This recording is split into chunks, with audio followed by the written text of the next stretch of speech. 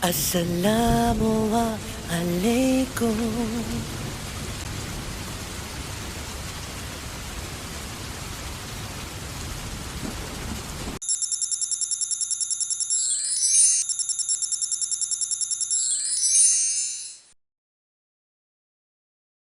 Warahmatullahi wabarakatuh. Alhamdulillah wassalatu wassalamu ala Rasulillah wa ala alihi wa sahbihi wa man walah wa ba'd. Teman-teman, tanpa kecuali yang pertama kita mengawali dengan bersyukur kepada Allah Subhanahu wa taala yang telah memilih kita untuk berada di tempat ini guna mempelajari sebagian dari tuntunan agama kita.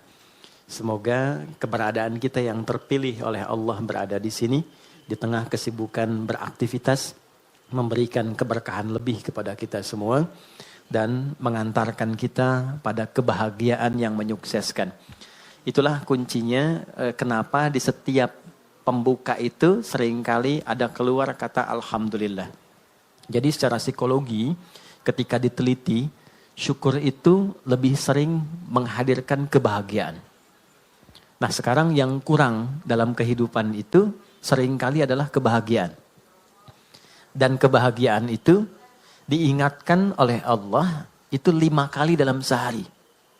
Karena seringkali capaian-capaian, target-target kehidupan kita yang kita kejar itu mungkin bisa didapati, tapi boleh jadi dari setiap hal yang didapatkan belum tentu itu bisa melahirkan kebahagiaan untuk kita.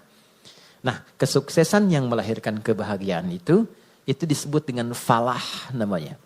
Falah. Jadi ada falah, ada fauz, ada fariha, farah. Oke? Ini fauz nih turunannya ada faiz, fauzan, faizin. Itu artinya sukses. Ya. Bekerja sukses misalnya, ya, belajar sukses, berkarir sukses, itu disebut dengan faz, orangnya faiz, fauzan, faizin, pemiliknya. Jadi kalau ada yang namanya fauzan, faizin, faiz, faizah, itu artinya orang yang diharapkan sukses dalam aktivitasnya. Tapi kesuksesan itu belum tentu melahirkan ketenangan, kebahagiaan, tenang, bahagia. Jika ada orang yang dia merasakan ketenangan, kebahagiaan. Walaupun mungkin tidak sukses mencapai apa yang ia tempuh dalam karirnya. Dia punya bisnis, dia nggak sukses. Tapi perasaan bahagia aja, tenang aja gitu. Ya. Dia belajar, IPK pengen 4, jatuhnya 3,2 misalnya. Nggak nyampe, tapi tenang aja. Ya, sukses yang belum tentu didapatkan dari kebahagiaan. Farah namanya. Sifatnya Farhan. Farah Queen, jangan Muhammad Farhan. Itu.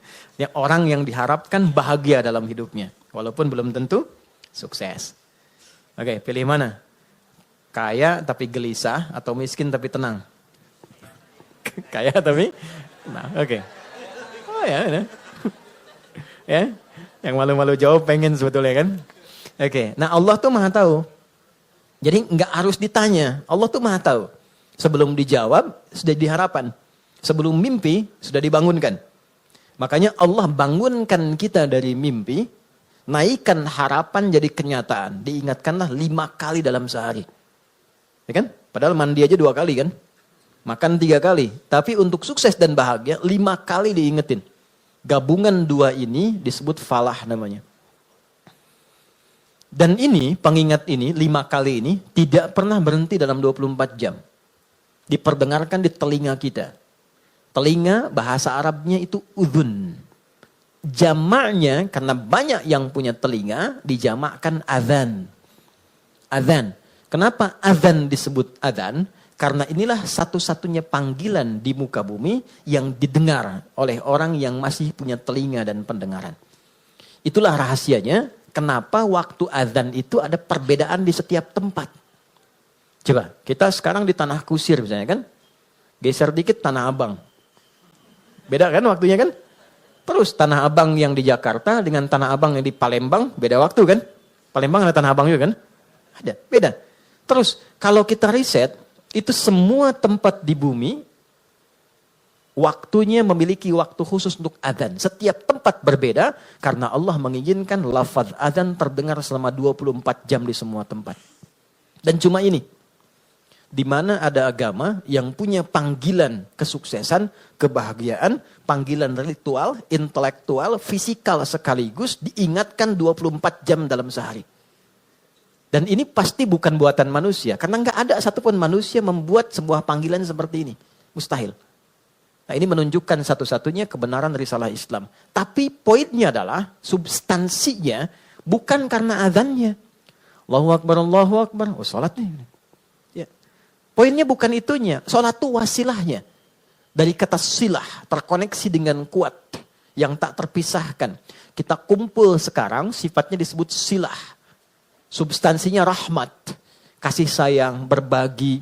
Ya. Digabungkan silah dengan rahmat jadi silaturahim.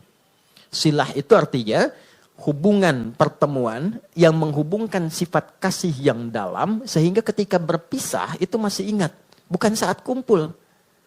Ya, Mas Dude ketemu Mas Baim sekarang nyapa, senyum, wajar orangnya ada. Itu belum silaturahim. Nanti ketika terpisah masih ingat tuh. Masih mengingatkan, masih WA, masih doain.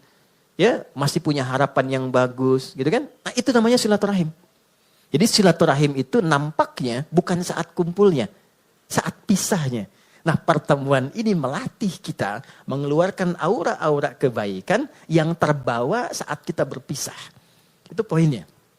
Ibadah yang melatih kita terkoneksi dengan Tuhan, dengan Allah, yang ketika kita selesai ibadah itu masih terhubung dan ingat dengan semua petunjuknya, itu disebut sholat namanya. Dari kata silah. Di sholat itu adalah wasilah untuk mengoneksikan kita dengan Allah yang punya segalanya. Yang punya akses Allah. Yang punya rezeki Allah. Yang punya kelapangan Allah. Yang punya solusi Allah. Itulah yang menjadikan fitrah kita menyebut namanya saat punya kesulitan kan. Oke, saya sulit, saya telepon si fulan. Saya miss call si fulan, gak terangkat. Walaupun saya sering telepon dia, WA dia, bikin status tentang dia. Ketika punya kesulitan dia gak jawab. Yang terakhir harapannya siapa? Ya, miss call saya terhadap Allah. Khairai yarah. May ya'mal mithqala dzarratin khairai yarah. Maka diberikan, ya Allah gimana cara saya terkoneksi dengan engkau? Allah ajarkan lewat sholat.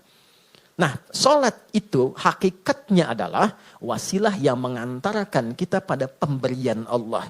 Pemberian itu 5 nanti. Makanya sholatnya kenapa 5 waktu? Karena 5 ini yang kita butuhkan dalam kehidupan. Dan puncak yang 5 ini adalah falah. Falah. Ketenangan kita butuhkan. Makanya di rumah tangga kan yang pertama tenang dulu, sakinah. Mawadah itu nyusul setelah sakinah. Mawadah itu kan harta yang berlimpah yang membuat kita nyaman beraktivitas. Ya kan? Mau jalan ada kendaraan. Di rumah mau ke toilet nyaman. Mau sholat enak, mau tidur enak. Itu mawadah namanya. Tapi mawadah tanpa sakinah hampa. Dan sholat faidah pertamanya adalah melahirkan ketenangan. Makanya orang itu kalau sholat, yang didapatkan pertama itu bukan jawaban doa. Tapi tenang. Saya ulang ya. Orang kalau sholat, kan doa kan? Dalam ruku doa, dalam sujud doa, berdiri dia berdoa. Tapi yang Allah berikan pertama kali, bukan jawaban doanya. Yang Allah berikan pertama kali adalah ketenangan yang dihunjamkan pada jiwanya. Makanya baru wudhu aja, aura kita sudah berbeda. Nanti baru berdiri, ke tempat sholat saja, rasa sudah lain. Begitu mulai bertakbir, ketenangan hadir. Walaupun kadarnya beda-beda, tapi kita tidak bisa tolak bahwa ada ketenangan berbeda yang kita rasakan gelombangnya saat sholat yang tidak dirasakan di tempat lain. Ya, makanya tempat sholatnya disebut musolla. Musolla itu tempat sholat. Tapi nggak pakai hak di ujungnya ya. Ya, musolla, gini, musolla. Gini, ya. Atau tulisnya musalla begini. Ya, kalau pakai H, musallah begini, tempat orang disolatkan. Oh, oke. Anda bikin di sini musallah, tempat disolatkan tuh. Ya. Oke, musalla, tempat sujudnya, di situ kita sujud kalau diperluas namanya masjid. Masjid itu tempat sholat. Intinya kan begitu kan? Coba masuk masjid dengan masuk rumah sendiri. Masuk masjid dengan masuk ruangan kerja. Lain gak rasanya? Ada ketenangan tersendiri kan? Ya kan? Ada gelombang yang berbeda ya? Ya? Kenapa? Karena di dalamnya ada amalan pokok sholat. Tempatnya aja udah beda. Masuk tenang, sholat 2 rakaat, duduk, belum ngapa-ngapain. Bisa ngantuk Pak saking tenangnya. Tidur aja kan? Oke, itulah ketenangan yang Allah berikan pertama kali. Ya? Kenapa kita sholat? Karena Allah menginginkan kebahagiaan lekat dalam hidup kita. Baru setelahnya 4 yang lain. Ada jawaban dari doa. Kalau benar sholatnya karena kita terkoneksi dengan yang punya segalanya, yang mustahil pun menurut manusia, itu tidak ada batas menurut Allah. Ya, tidak ada batas menurut Allah. Banyak kisah viral dalam Al-Quran tentang permohonan yang dipanjatkan dalam sholat untuk mengabulkan persoalan-persoalan yang rumit menurut manusia. Contoh, Nabi Zakaria pernah dengar ya? Baik ya? Nabi Zakaria, istrinya namanya Eliasobat. Dalam bahasa Latin disebut Elizabeth. Elizabeth itu nama genealogi ke atasnya Eliasobat, istrinya Nabi Zakaria. Adiknya dari Hannah. Hannah itu istrinya Imran. Imran dengan Hannah menikah, kemudian mengandung Hannah, Maryam. Dalam kandungan Imran meninggal. Nanti Hannah melahirkan Maryam, Maryam nanti Bunda Maria melahirkan Isa alaihissalam. Oke. Maryam punya tempat khusus untuk ibadah. Diberi nama mihrab. Salatnya di situ. Salat di situ. Maka di dalam salat itu tempat menjadi berkah. Secara singkatnya Nabi Zakaria mencoba menunaikan salat di tempat itu. Dalam salatnya minta sama Allah berdoa. Doanya apa? Doa memohon supaya istrinya diberikan oleh Allah karunia bisa mengandung dan melahirkan keturunan. Maaf, vonisnya pada masa itu dipandang monofos dan mandul, tidak mungkin punya keturunan. Perhatikan, karena dalam sholat konektivitasnya pada Allah yang tidak punya batas dalam pemberian. Anda minta pada manusia punya keterbatasan. Maaf, pandangannya terbatas, semakin jauh tak terlihat. Pendengarannya terbatas, semakin frekuensinya tinggi atau paling rendah tidak terdengar. Akalnya pun terbatas. Maka jangan selalu semua hal harus rasional. Karena sepanjang punya sifat kemanusiaan pasti terbatas. Kenapa pendengaran terbatas, pandangan terbatas, akalnya nggak mau terbatas, itu yang salah. Oke, ketika semua terbatas, kita harus minta pada yang tidak punya batas. Tuhan, Allah. Makanya kalau mentok tuh pasti yang disebut Allah kan? Kalau mentok tuh pasti Allah. Kenapa? Karena kita sadar, fitrah kita menuntun, cuma ini yang tidak punya batas. Nah, Allah punya 99 sifat pemberian. Allah punya 99 sifat pemberian disebut dengan Asmaul Husna. Quran surah 17 di ayat 110. 99 ini adalah nama khusus sesuai dengan kebutuhan kita. Jadi nggak harus semua dibaca. Butuh rizki, sebut Ya Allah, Ya Razak. Butuh ilmu, Ya Allah, Ya Alim. Punya masalah, pengen solusi, Ya Allah, Ya Al-Fattah. Pengen kesabaran ditambah, Ya Allah, Ya Sabar. 99. Qulid Allah, sebut namaku, kata Allah. Awid Ar-Rahman, kalau sedang dalam lukanya, sebut Ya Rahman yang maha lembut, yang maha kasih. Engkau yang memilih aku jadi hambamu. Engkau yang mengasihiku. Ya Allah, dengan kelembutan dan kasihmu tuntaskan masalahku. Rahman. Ayyamma tad'u, tapi kalau engkau tahu, falahul asma'ul husna. Pilih nama sesuai kebutuhanmu. Maka Nabi Zakaria memilih satu nama Allah sesuai dengan sifat yang dibutuhkan. Wahhab, pemberi tanpa batas. Karena orang mengatakan ada batasan, maka dipilih nama ini tanpa batas. Kalau meminta dengan nama, sebut ujungnya hab. Makanya sering kita minta, Rabbana hab lana min azwajina. Karena beliau khusus minta ya untuk dirinya, untuk istrinya, maka beliau katakan, Rabbi habli. Kan? Hunalika da'a Zakaria Rabbah, qala Rabbi habli min ladunka dzurriyyatan thayyibah, innaka sami'ud du'a. Itu ada di Ali Imran di ayat yang ke-38. Ya Allah, mereka mengatakan dan memvonis aku dan istriku tak mungkin punya keturunan. Maka dalam sholatku ini aku terkoneksi denganmu, aku minta padamu yang tidak punya batas dalam pemberian. Ini. Apa yang terjadi? Innaka sami'ud du'a. Ya Allah, engkau pasti dengar doaku. Perhatikan kalimatnya, dalam sekali. Nanti kalau berdoa, sisipkan rasa ini. Di Allah tuh sangat cepat menjawab pada doa-doa yang disifati dengan rasa yang dalam. Ya Allah, Engkau pasti mendengar doaku. Kalau pada yang maha mendengar tidak terkabulkan juga, kepada siapa lagi aku mesti memohon? Gitu ya? Oke? Ya Allah, Engkau yang titipkan dia kepadaku. Engkau yang jadikan dia sebagai anakku. Engkau yang jadikan dia sebagai pasanganku. Engkau yang titipkan dia bukan kepada yang lain. Ya Allah, Engkau yang menciptakannya. Engkau yang mengarahkannya. Maka mohon dengan segala keagunganmu, ya Allah, jadikan kami orang-orang yang Engkau ridhai. Rubah kami menjadi lebih baik, lebih lembut, lebih damai, lebih tenang. Kalau dengan permohonan dan air mata aku tumpahkan belum juga terkabul, maka tunjukkan kepadaku saat ini dengan cara apa lagi bisa aku memohon padamu. Itu. Saya sering mengambil rasa itu dalam diri itu. Dan itu cepat, kadang-kadang belum minta sudah diberikan. Ya. Dan di Quran banyak, apa yang terjadi? Fanadatsul malaikah. Kalau doanya benar, turun malaikat langsung menyampaikan. Wa huwa qa'imu yusalli fil mihrab. Sedangkan beliau masih terkoneksi dalam sholatnya. Jadi sholat, selain memberikan ketenangan, itu juga mempercepat terkabulnya doa. Doa yang bagaimana yang cepat dikabulkan? Yang didahului dengan ketenangan. Tenang dalam sholat disebut tumakninah. Makanya sholatnya jangan seperti dikejar proyek. Karena proyek sholat itu proyek akhirat, bukan dunia. Ketika teman-teman membawa sifat akhirat ke dunia, maka merendahkan akhirat dengan dunia. Itu poinnya, itu yang menjadikan doa sulit dijawab. Bawa ke urusan akhirat, tepikan dunia. Itulah di awal jumpa kita katakan kenapa tangannya diangkat ke belakang begini, buang urusan dunia ke belakang. Karena yang kita kerjakan sekarang urusan akhirat. Itu hikmahnya, buang urusan dunia ke belakang. Problemnya ketika takbir dunia masih di bawah. Allahu Akbar. Aduh, konten belum jadi nih. Sepatu ketinggalan nih, gitu kan? Ada di mana tadi nyimpen kendaraan, kan? Masuk.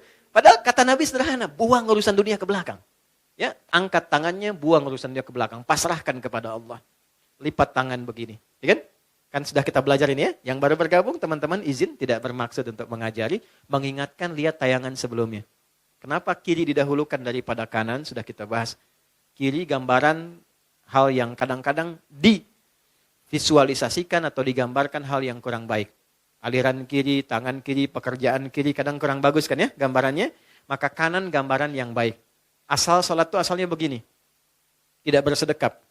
Terjadilah satu peristiwa, seseorang pernah berbuat salah. Kesalahannya fatal. Lalu ia datang mengadu pada Nabi untuk konsultasi. Ya Nabi, hukum saya sekarang daripada saya malu dihukum Allah di akhirat. Sahabat itu dulu begitu. Saya pengen selesai di dunia, gak mau dibuka di akhirat. Karena kalau di dunia ditutup, viral di akhirat itu lebih banyak. Semua dibuka kan. Semua. Sekarang mau ditutup bagaimana? Yang tahu mungkin kita pribadi, teman dekat. Tapi di akhirat semua tahu. Oh gitu Adi Hidayat. Kelihatannya baik. Tapi dibuka satu-satu. Diperlihatkan. Ya, yang baik, yang buruk dibuka. Makanya visi sahabat, saya tidak mau di akhirat dibuka karena viralnya makin luas. Pengen diselesaikan di dunia. Jadi ketika Nabi akan sholat, datanglah orang sahabat ini, tidak disebutkan namanya. Kalau tidak disebutkan, perhatikan rumusnya ya, di tafsir, Quran dan hadis, kalau ada kejadian, tidak disebutkan siapa orangnya, kapan kejadiannya, tapi viral perbuatannya, ini ingin menunjukkan kesan bahwa perbuatan itu akan berpotensi lagi terjadi di masa depan dengan sosok yang berbeda, tapi dengan substansi yang serupa. Ya. Dia berbuat salah, kita pernah salah nggak? Pernah. Ya? Ada orang dulu gibah, pernah gibah nggak orang sekarang? Bahasa sekarangnya gosip, ya kan? Oke. Mencela dulu ada, sekarang ada nggak yang mencela? Ada, tapi kan nggak disebutkan siapa dulu yang pernah mencela. Artinya celaan itu akan terjadi lagi di masa depan. Ya, masalah dengan kawan, masalah dengan tetangga, masalah suami istri, masalah dengan anak, masalah dengan ibu mertua. Nggak pernah disebutkan siapa tokohnya, tapi suratnya ada, ayatnya ada. Untuk memberikan kesan kalau terjadi, begini cara menyelesaikannya. Maka dia katakan, ya Rasulullah, hukum saya salah. Hukum saya salah. Tibalah waktu sholat. Kata Nabi, kita sholat dulu, nanti habis sholat, baru kita selesaikan. Maka saat sholat itulah turun Quran surah ke-11, Hud. Ayat 114. Aqimis sholata tarafain nahar, wa zulafam minal lail. Perhatikan, ini indahnya. Innal hasanati yudhibnas sayyi'at. Tunaikan sholat, jangan tinggal. Tunaikan sholat, jangan pernah tinggal. Yang 5 waktu itu. Apa yang dahsyat dalam sholat itu? Allah lompat dulu untuk menghibur hati kita. Gak ada orang yang tidak pernah salah, kata Allah. Ya, kecuali Nabi Rasul yang dijaga dari kesalahan, namanya maksum. Di sepanjang bukan Nabi, sepanjang bukan Rasul, pasti salah. Jadi percuma menuntut seseorang itu untuk selalu benar. Karena sifat manusia pasti salah. Ya, kita turunkan babnya ya. Ya, sambil contoh. Kami baru pulang dari Mekah, dari Madinah. Terus kita belajar tuh di pelataran Masjid Nabawi, Masjidil Haram. Saya tarik sedikit aja ya. Tarik sedikit aja. Nabi itu mengajarkan fikih parenting dengan keluarganya. Itu begitu indah. Nggak ada ketegangan. Nggak ada kegaduhan. Dan rata-rata canda. Makanya saya ngobrol dengan beberapa teman. Saya bilang, kenapa sekarang kalau orang belajar parenting serius banget? Bawaannya tegang melulu gitu. Ini kewajiban suami, ini kewajiban istri, ini neraka, ini surga. Padahal yang ditampilkan oleh Nabi, kebanyakan 85%-nya itu canda semua. Karena memang kehidupan rumah tangga itu kehidupan bercanda. Laibun walahun. Canda. Saya teman-teman, kalau di rumah, itu seriusnya sama istri dan anak cuma dalam 3 hal. Sholat, Quran, kedua jangan maksiat. Jangan bohong, 1. Itu. Yang lainnya, turunan-turunannya. Lebihnya canda.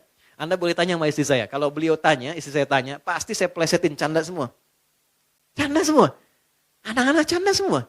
Itu semua canda. Kenapa? Karena kehidupan rumah tangga itu gak serius-serius amat. Karena si amat pun tidak serius. Banyaknya canda. Contoh gini. Istri Nabi ada berapa? 9. Ada yang lain? Jangan khawatir ya, saya gak bahas bab poligaminya, tenang aja. Oke ya. Si Nabi 9 yang berkehidupan, 11 dengan beliau, 1 yang milkul yamin. Ya. Pembahasan detailnya nanti. Singkatnya begini. Dari sekian itu, kenapa Nabi diizinkan menikah lebih daripada 4 istri? Kenapa diizinkan? Saya sering sampaikan. Maaf, ini rahasianya teman-teman. Karena seluruh istri Nabi itu mewakili semua karakter perempuan di muka bumi. Itu rahasianya. Jadi nanti ada yang suka mengajar, suka belajar dan mengajar, ikuti Sayyidah Aisyah. Ada yang suka fashion, ada perempuan suka fashion ada. Nanti modelnya Sayyidah Zainab. Ada yang suka bikin kue. Itu Sayyidah Saudah binti Zam'ah. Yang bikin kue ini usianya udah 70 tahun ke atas. Sepuh. Tapi nggak pernah Nabi masuk ke rumah beliau, ke kamar Sayyidah Saudah itu di samping Sayyidah Aisyah. Jadi kalau ini yang kubah hijau itu di atas ya. Kubah hijau ke bawah kan ada kamar ya. Ini kamar Sayyidah Aisyah, ini kamar Saudah binti Zam'ah. Sayyidah Saudah binti Zam'ah. Ini sudah sepuh. Hobinya bikin makanan. Nabi pulang, sedang bikin adonan tepung. Itu tepung adonannya dicolek oleh Nabi, kemudian dicolekkan di kedingnya dan ketawa bersama. Kalau bahasa kita tuh panggil sayang. Sayang apa kabar? Gede, masih ketawa. Ya, kapan kakek nenek kita tuh panggil sayang pada pasangannya tuh? Anda bisa kebayang nggak? Jadi semua masuk ke rumah itu semua hiburan. Ada istri Nabi yang senang curhat, ada. Kalau ke rumah tuh cerita, kan? Ada hadis di Al-Bukhari panjang banget. Panjangnya itu cuma 1 intinya. Suami mendengar curhat istri. Dan gak pernah dipotong, didengar aja. Karena tahu 8 jam ditinggal, 12 jam ditinggal itu pasti ada sesuatu yang dipendam. Jadi Nabi selesaikan dengan mendengar aja, gak pernah dipotong, dengerin ya terus. Ya, istri kan prinsipnya cuma 1. Ya, gak pernah menginginkan suami merasa benar. Gak pernah berharap begitu. Cuman tolong pahami, merasa bersalahlah sekali gitu ya. Gitu ya. Gak apa-apa, dengerin. Itu ada hadis di Al-Bukhari panjang, dengarkan. Jadi ternyata begitu keluar cerita itu, itulah sakinah. Tenang gitu. Nah itu fikih sederhana. Dan dalam dengar itu canda. Kadang dialog, kadang canda. Makanya kehidupannya itu yang harmoni yang kita dapatkan. Gak terlalu serius.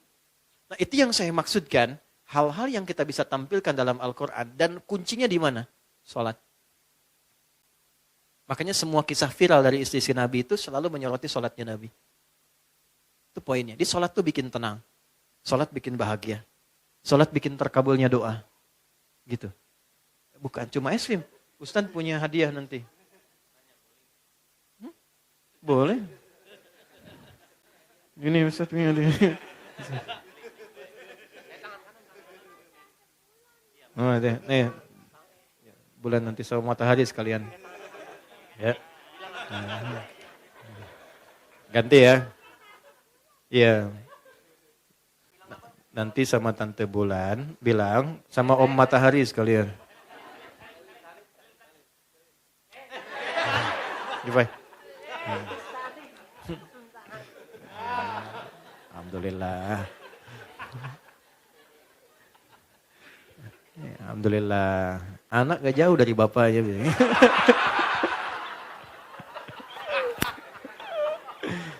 Insyaallah baik. Saya senang anak-anak. Sangat-sangat senang. Jadi saya tuh gak pernah komplain tentang anak-anak. Apa aja. Kalau di kajian ada ini, enggak marah saya. Apa? Karena mereka belajarnya di situ. Itu poinnya. Tolong jangan marah sama anak. Pesan saya, jangan marah sama anak. Sederhana, karena mereka belum dihisab. Anda dihisab. Kan tidak lucu yang dihisab marah pada yang belum dihisab. Kan? Anak tuh kalau salah, Allah gak marah karena dia sedang belajar. Plus, masa Allah yang Tuhan tidak marah pada yang tidak dihisab? Kita yang bukan Tuhan marah pada yang tidak dihisab. Dan kita dihisab. Gitu. Jadi kalau anak itu ada sesuatu yang berbeda, yang pertama dilakukan istighfar dulu. Karena anak hanya mendengar dan melihat apa yang dia lihat dan dia dengar. Lalu setelah itu mohonkan kepada Allah kebaikan.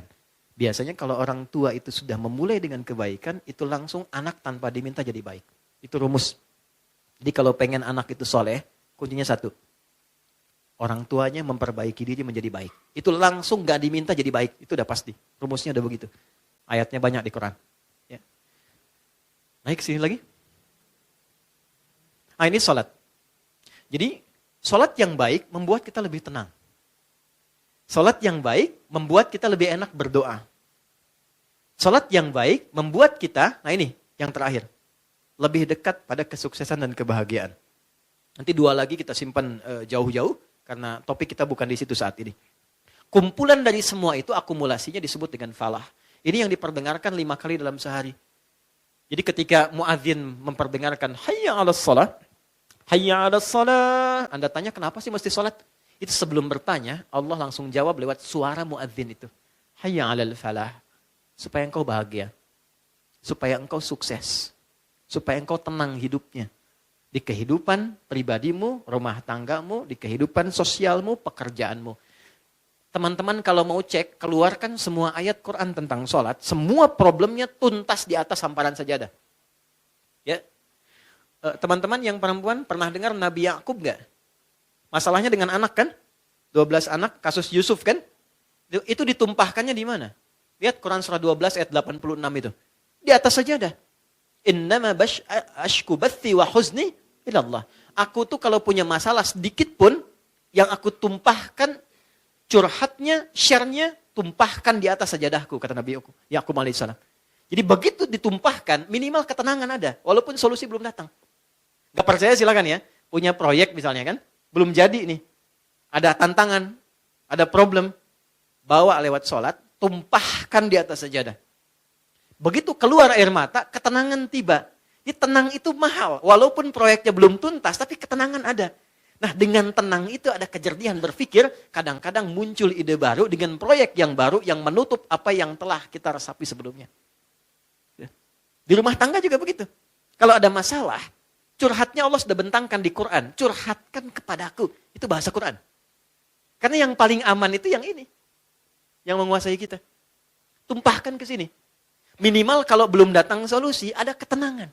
Jadi lebih damai. Nanti kalau sudah damai, ditutup masalahnya dengan kita, walaupun belum selesai dengan orang lain.